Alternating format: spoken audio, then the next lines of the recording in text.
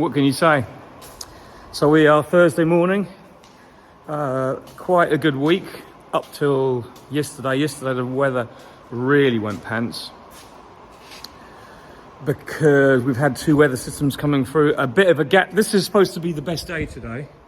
So I haven't even released or undone the plastic tabs on the queens I put in last week. I finished putting in last week. It's been 7 days now and I'm getting dead anxious. I'll be out there this afternoon between the showers, but we've got big showers coming through like this. At the end of the day, it will be enough calm weather and not raining for me to get into the nukes this afternoon.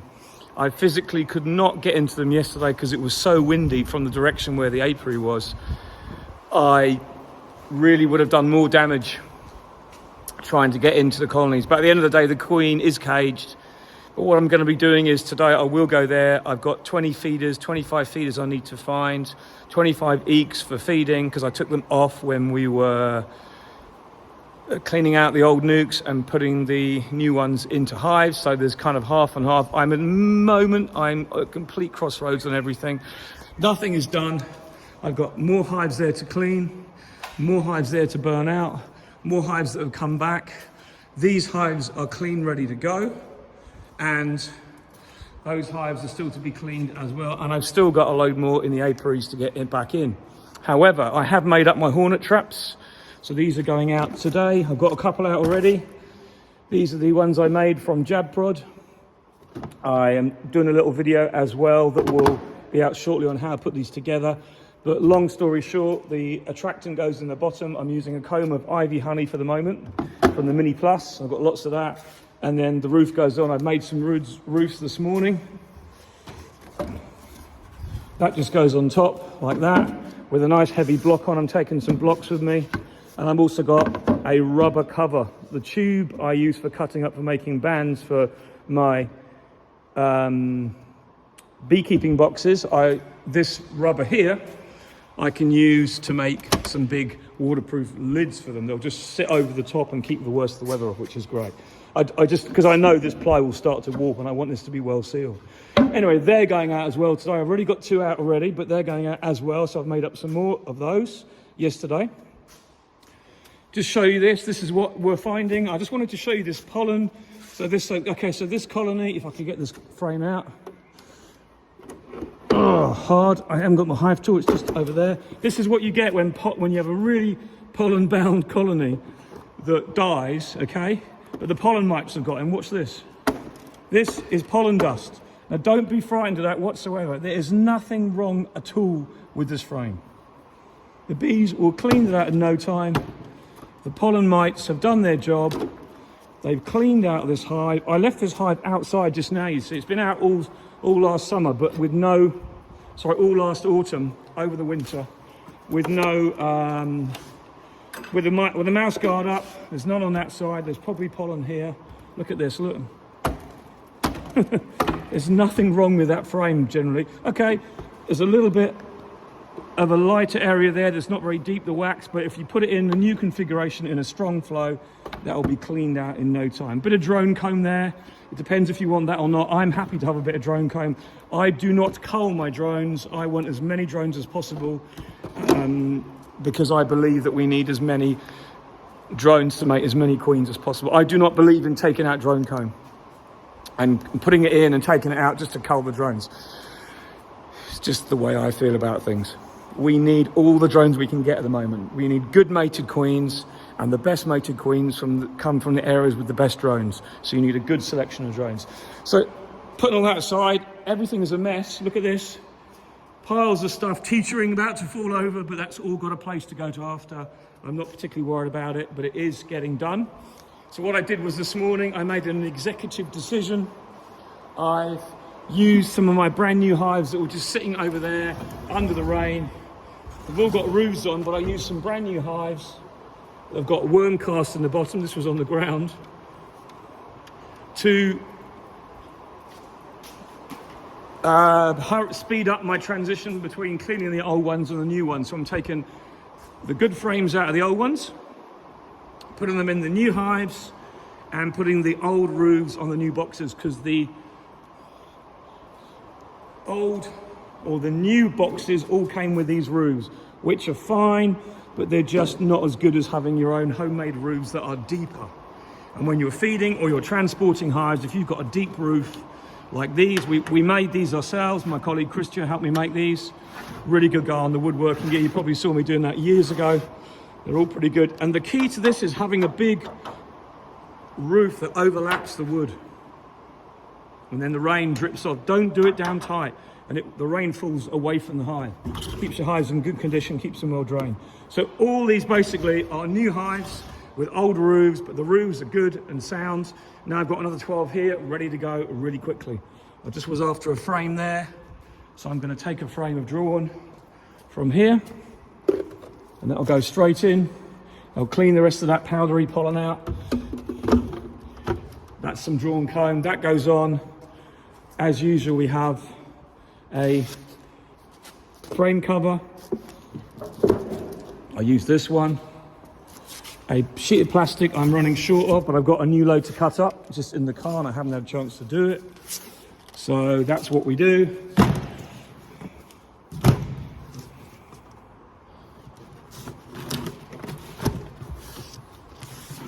That goes on there with that, and then the roof on top of that afterwards. So 12 more hives going out this afternoon. Actually put this one like that, and then they're all kind of a little bit interlocked. And I've also got to take everything else with me, like the traps. Like I've got to stop off at the other apiary to get some frames of honey, because I've got them in the mini plus still that are going to come back here. But overall, we're kind of forming a way forward, and things are starting to come together. Next week, Sunday starting, we have good weather forecast. Okay, so hopefully it's only like 8 degrees now, way too cold for bees to fly. They're inside consuming a bit of honey, which is good. They've had plenty. Let's just see what happens. So we're in the lap of the gods, as they say. Undug. So I've just released the queen on this first nuke. I've got all these to do. I'm finally out of an evening. We've got a little bit of warm weather. You can see how long the grass is getting so quickly, so I've got to come here and trim next week, start the whippersnippering and all the cutting back. But what I'm doing now is I am releasing the queens. In other words, I'm undoing the cage on the candy plug. Each colony has got a queen in, and these colonies will have made queen cells. So what I'm doing is I'm going in, checking for queen cells, and releasing the tab on the queen cage after I've killed the cells, and then I'm putting a feeder on top afterwards. But I'm tending to start on the side of the partition, giving myself some space. I'll yank that first frame out. This frame was added as a frame of honey. You see the bees have built that out, cleaned it out. It looks like brand new now, or certainly mint condition. There's no sign of any of the degradation on these frames when I first put them in. I'm just going to take this one out and put it to one side for a start. I know there's no queen on it, so I can't damage. Here's my queen cage.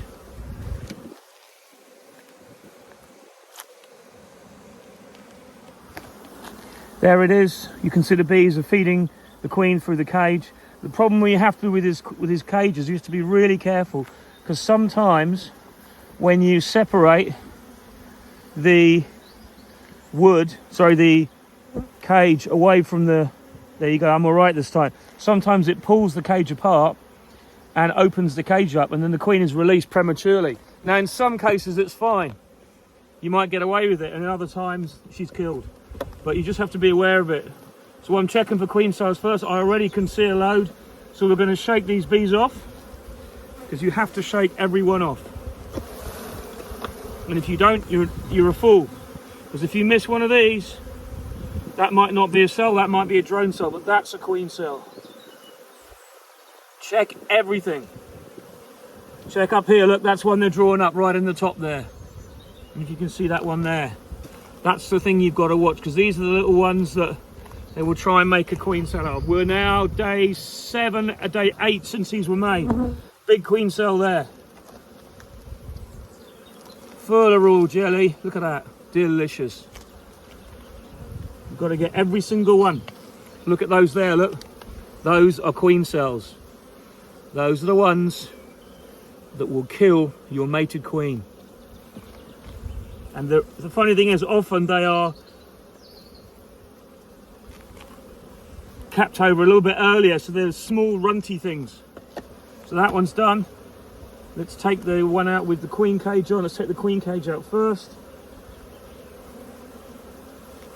Have a look at her. Looks like she's fine. There she is running around inside.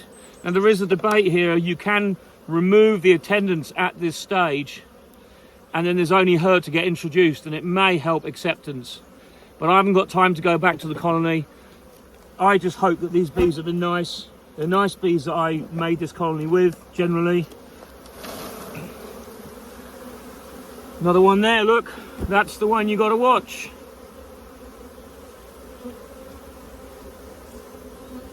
Get rid of that. That is the one that will cause you problems. And here, look. The ones at the side, they make up.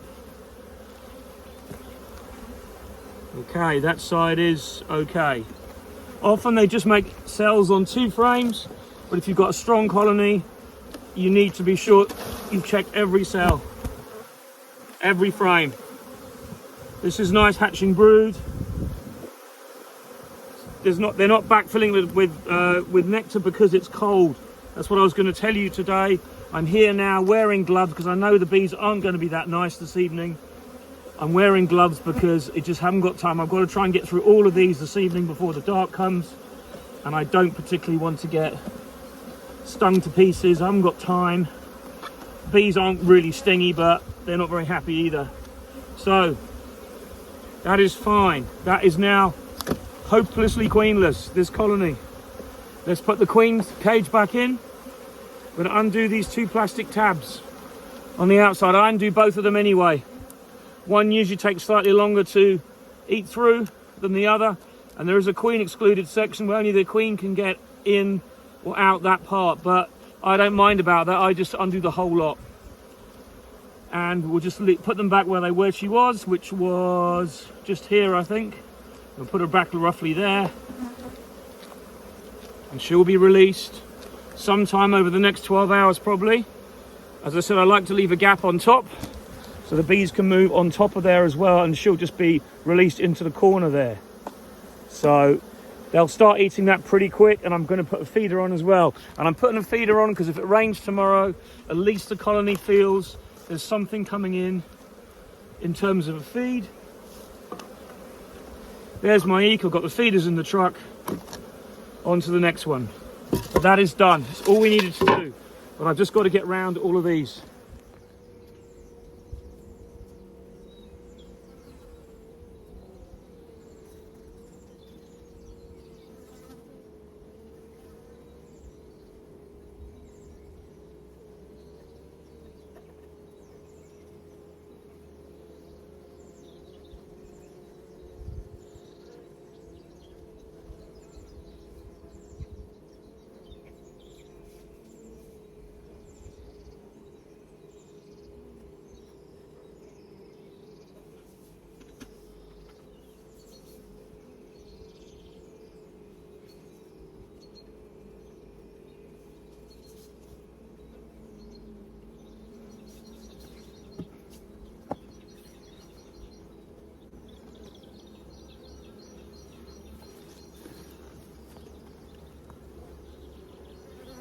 Shit.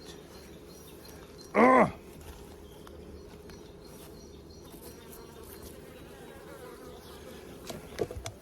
See what happens when you're an idiot?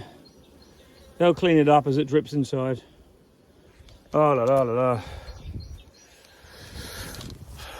Okay, so we are done. Apart from just flooding the top of that with syrup, all the bees will be fine. The queen's still caged. They're just gonna have a sweet evening. The job is done. So lids on, all the way down. I can then go off home. These queens have all had their tabs of their cage opened up. The candy is soft. I think it will release them pretty quickly. You can see there's a lot of work to do in the apiaries. The grass is growing. There's lots to do. These will be released though, I think, within probably, let's take that out, a bit too small, that hole. They'll probably be released within 24 to 36 hours, and hopefully they'll all be accepted. The one there without a queen is one that I managed to bring the queen with me that I couldn't find, so therefore the queen was killed. I thought she would live if I couldn't find her, but she's dead as a doornail inside there, red dot. So that's my first 18 euros dead before I even start, through my stupidity, but you can't win them all. Anyway, not a bad job. At least we got these done on time before queen cells started hatching and before the queens have been caged for too long, which I don't like. I don't like them in cages any more than a week if I can help it, but they're all fine and healthy, which is good. So take care, speak to you again soon. Bye for now.